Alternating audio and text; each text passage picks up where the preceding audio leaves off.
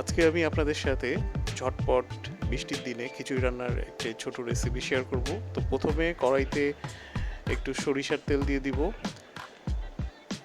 তেলটা একটু গরম হলে এর ভিতর 2টা এলাচ ও 2টা দারচিনি দিয়ে দিব এবং দিয়ে এটাকে ভালো একটু নাড়াতে হবে যেন পুড়ে না যায়। এরপরে একটু জিরা তেলের মধ্যে দিয়ে দিতে হবে আর 2টা শুকনো মরিচ ও 3-4টা তেজপাতা দিয়ে দেব। এরপরে রসুনের কোয়া দিয়ে দেব ভাজার জন্য। একটু ভাজার পর এর মধ্যে কেটে রাখা পেঁয়াজ দিয়ে দিলাম। পেঁয়াজ আর রসুন এগুলো দিয়ে একটু ভাজতে হবে।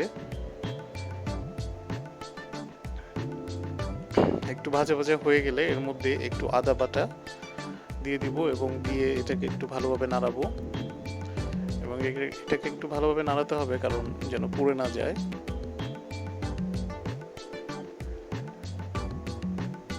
আর ভাজা ভাজা হয়ে গেলে এর মধ্যে পরিমাপ মতো লবণ, পরিমাপ মতো হলুদ ও হাফ চা চামচ ধনিয়া গুঁড়া দিতে হবে এবং এগুলো দিয়ে আবার ভালো করে নাড়াতে হবে কারণ এগুলো ভালো করে না নাড়ালে হয়তো পুড়ে যেতে পারে।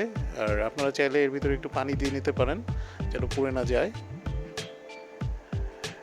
এরপর এর মধ্যে ধুয়ে রাখা মুগের ডাল আর মসুরির ডাল দিয়ে ভালো করে নাড়াতে হবে এবং আমি এখানে 1 কাপ হাফ করে মসুরির ডাল আর মুগের ডাল নিয়েছি এবং এটাকে ভালো করে মিক্স করতে হবে। মিক্স করা হয়ে গেলে ধুয়ে রাখা 1 কোটো সেদ্ধ চাল এর মধ্যে দিয়ে দিব। 1 কোটো না, 1.5 কোটোর মতন চাল আছে এখানে। এটাকে ভালো করে মিক্স করে নিব এবং মিক্স করার পরে এরকম একটা কালার আস্তে আস্তে আসতে থাকবে এবং সুন্দর একটা স্মেল বের হবে এবং সুন্দর একটা স্মেল বের হলেই বুঝবেন যে এটা সুন্দর করে মিক্স হয়ে গেছে এবং ভাজা ভাজা হয়ে গেছে। তো এরকম একটা কালার চলে আসবে। এরপরে রাইস কুকারে পরিমাপ মতো পানি দিয়ে এর মধ্যে মিক্স করা চাল ডালটা দিয়ে দিব এবং এটাকে ভালো করে মিক্স করে সুন্দর করে ঢেকে দিব এবং কিছুক্ষণ পর রাইস কুকারে হয়ে গেলে এটা তৈরি হয়ে যাবে ঝটপট বৃষ্টির দিনের খিচুড়ি।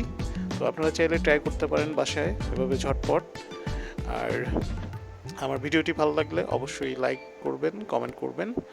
সবাইকে ধন্যবাদ।